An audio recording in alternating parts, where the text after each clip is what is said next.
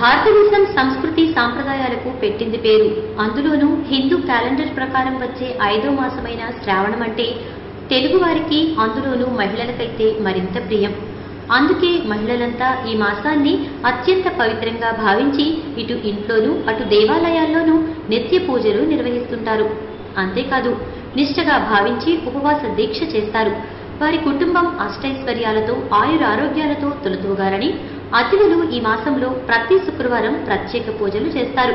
శ్రావణంలో లక్ష్మీదేవిని మనసారా పూజిస్తే సకల సిరి సంపదలు చేకూరుతాయని వారి నమ్మకం.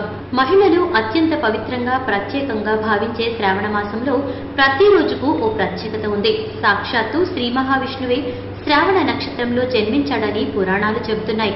మాఘమాసంలో ఆదివారాలు, కార్తీక మాసంలో సోమవారాలు, మార్గశిర మాసంలో గురువారాలకు ఎంతటి ప్రాధాన్యం ఉంటుందో అదేవిధంగా శ్రావణ మాసంలో అమ్మవారికి ప్రియమైన మంగళ శుక్రవారాలతో పాటు మిగిలిన రోజుల్ని కూడా పవిత్రంగానే భావిస్తుంటారు తెలుగు పడుచులు.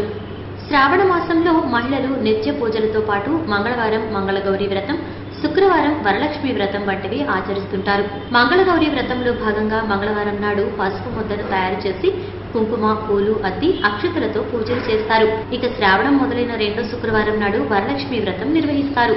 ముఖ్యంగా కొత్త పెళ్లి కూతుళ్లతో ఈ వ్రతాన్ని తప్పనిసరిగా చేయిస్తారు. ముత్తైదుల్ని ఇంటికి పిలిచి పూజలు చేసి వాయినాలిచ్చి వారి ఆశీస్సులు పొందుతారు. ఈ వీడియోపై మీ విలువైన కామెంట్స్ ని మాతో షేర్ చేసుకోండి. అండ్ ఇంకో విషయం, సబ్స్క్రైబ్ చేయడం మర్చిపోకండి.